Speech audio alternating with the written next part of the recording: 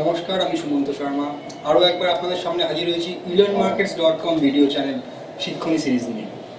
Financial literacy প্রসারের উদ্যোগে financial product এর নানা রকম অ্যানালিসিস নিয়ে আমরা আপনাদের সাহায্য করব, যার মাধ্যমে আপনি আপনার বিনিয়োগের স্মার্ট কৌশল জানতে পারবেন এবং আপনার বিনিয়োগ বৃদ্ধির অনেক উপায় জানতে পারবেন। আজকে আমাদের মধ্যে আবার উপস্থিত হয়েছেন elearnmarkets.com এর নলেজের মিস্টার অভিজিৎ পল। চলুন তার থেকে কিছু প্রশ্ন উত্তরের মাধ্যমে কিছু স্মার্ট ইনভেস্টমেন্টের উত্তর নেওয়া যাক। স্যার, আমার মতো যারা টেকনিক্যাল অ্যানালিসিসের পড়াশোনা করেছে বা যারা আগেও পড়াশোনা করেছে এবং যারা ফার্স্ট টাইম মার্কেটে কোনো ধারণা না নিয়েই বিনিয়োগ করতে চায়, তাদের কিভাবে বিনিয়োগের চিন্তা ভাবনা করা উচিত as a trader or investor? Stock মার্কেটে অনেক লোকেরাই আসে অনেক ধরনের এক্সপেকটেশনস নিয়ে। কেউ ট্রেডিং করতে চায়, কেউ ইনভেস্টমেন্ট করতে চায়, কিন্তু ট্রেনিংয়ের সাথে সাথে এটা বোঝা দরকার কি ট্রেডিং আর ইনভেস্টমেন্টের মধ্যে বেসিক ডিফারেন্সটা কি। প্রথমে জেনে নেওয়াটা, বুঝে নেওয়াটা, শিখে নেওয়াটা is much more important rather than করাটা। আমার এক্সপিরিয়েন্সে আমি এরকম অনেক লোকেদেরকে মিট করেছি যারা প্রথমেই স্টক মার্কেটে ইনভেস্টমেন্ট করে বসে, ট্রেডিং করে বসে।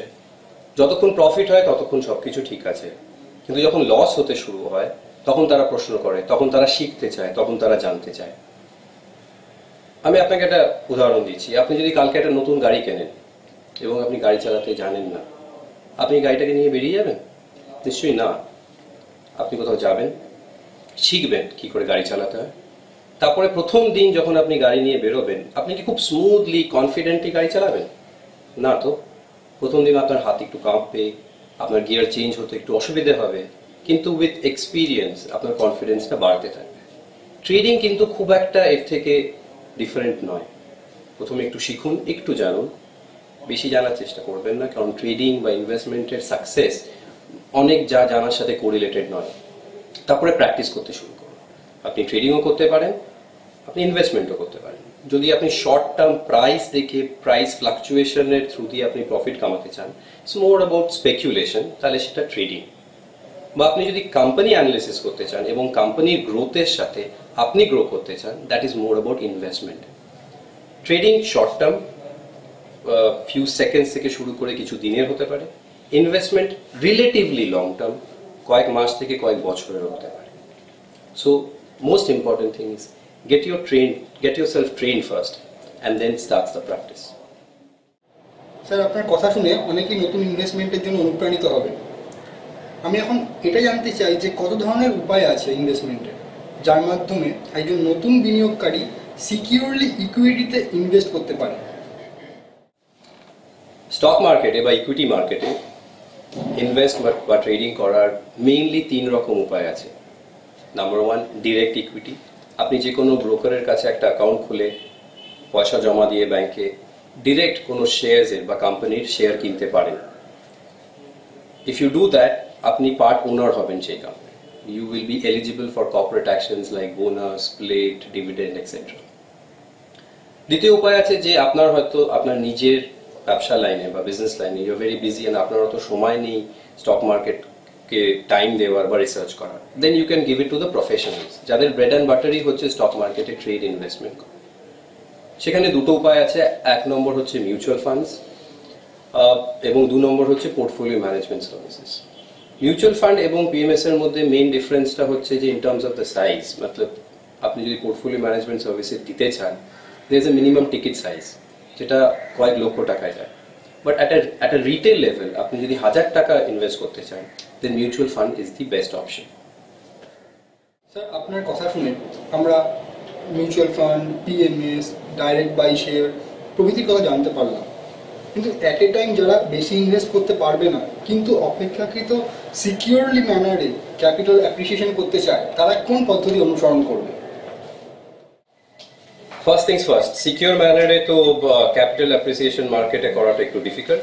বাট হ্যাভিং সেড দ্যাট, আমরা যে 3টে উপায় বলেছি, ডিরেক্ট ইকুইটি বলেছি, মিউচুয়াল ফান্ড বলেছি আর পিএমএস বলেছি, তার মধ্যে যদি আপনি একজন রিটেল লেভেলে পার্টিসিপেট করতে চান মার্কেটে, আইদার আপনার অত ক্যাপিটাল নেই বা আপনার অত সময় নেই, তাহলে আইদার ডিরেক্ট ইকুইটি বা mutual fund will be the best option. Direct equity মানে আপনি আপনার ব্রোকারের ওখানে একটা অ্যাকাউন্ট খোলেন, ব্রোকার যদি তাদের রিসার্চ ডেস্ক থাকে আপনাকে প্রোভাইড করবে নানাবিধি ফান্ডামেন্টাল এবং টেকনিক্যাল রিসার্চ, যেটা থ্রু দিয়ে আপনি ইকুইটি মার্কেটে ট্রেড করতে চান। আপনি একটা 10 টাকারও শেয়ার কিনতে পারেন, আবার একটা 10,000 টাকারও শেয়ার কিনতে পারেন। ডিরেক্ট ইকুইটির পরে যেটা ইজিয়েস্ট ওয়ে হচ্ছে মিউচুয়াল ফান্ড। মিউচুয়াল ফান্ড আপনি অ্যাজ মিনিমাম 500 টাকা দিয়ে একটা ফান্ড কিনতে পারেন, and depending on your capital size আপনি আরো বেশি unit of that mutual fund কিনতে পারেন। The beauty of the mutual fund is খুব কম টাকা দিয়ে আপনি অনেকটা ডাইভার্সিফাইড অ্যামাউন্ট ইনভেস্ট করতে পারেন। একটা এক্সাম্পল দিই, ভাবুন আপনার কাছে 5,000 টাকা আছে, আপনি ইনভেস্ট করতে চান স্টক মার্কেটে। এবার আপনি যদি নিফটি 50 বা বিএসসি সেন্সেক্স 30 স্টকস দেখেন, যদি প্রত্যেকটা স্টক আপনি একটা একটা করে কিনতে চান তাহলে হয়তো আপনার 5,000 টাকায় কুলি উঠবে না। কিন্তু একটা পোর্টফোলিওকে রোবাস্ট স্টেবল করার জন্য ডাইভার্সিফাই করাটা খুব ইম্পর্টেন্ট।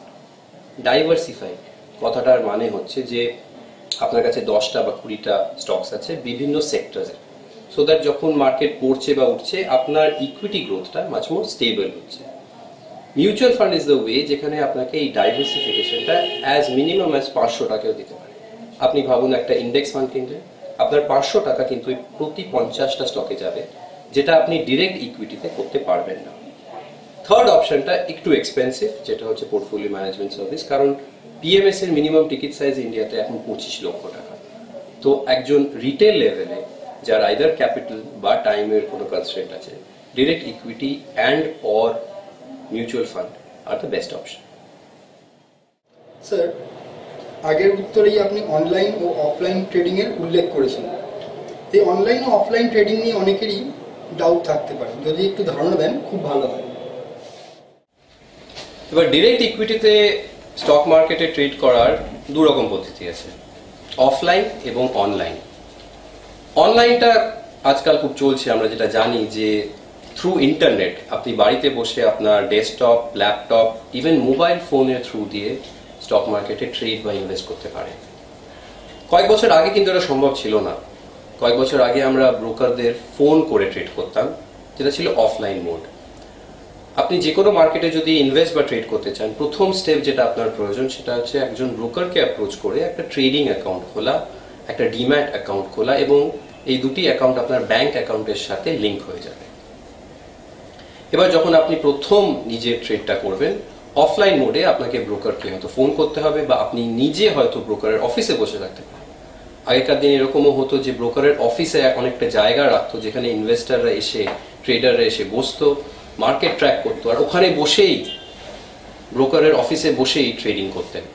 বা আপনি যদি নিজের অফিসে বা বাড়িতে থাকেন, you can call up the broker phone করে এবং ট্রেড করতে পারেন, বা কল করে মার্কেটের কি অবস্থা, মার্কেট কতটা ওপরে, নিজেদের স্টকের কি অবস্থা সেটা জানার জন্য আপনি কল করে করতে পারেন অফলাইন মোড।